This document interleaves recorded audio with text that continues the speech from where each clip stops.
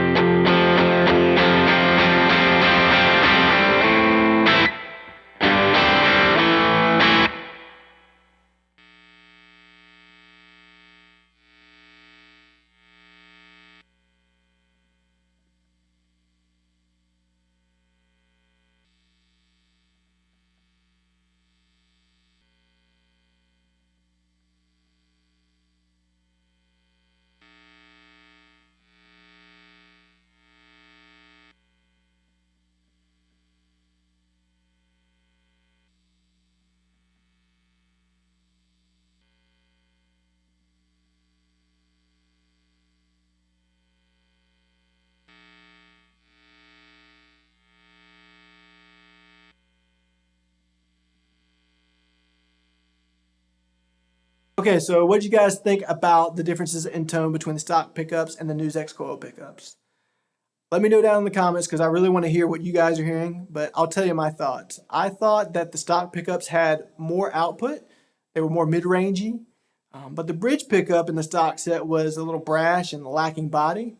Whereas on the News X coil pickups, I thought that those were generally lower output, but the neck and middle positions had more top end frequency response, and I thought the bridge pickup sounded a little bit fatter and warmer, and I thought that was a great thing. I like the sound of that. It's really tricky to dial in the signal chain to be an accurate representation of what you hear in the room. I feel like I did a good job with the stock pickups of dialing in what I heard. With the new pickups, it was a little trickier because I'm still kind of learning how they sound.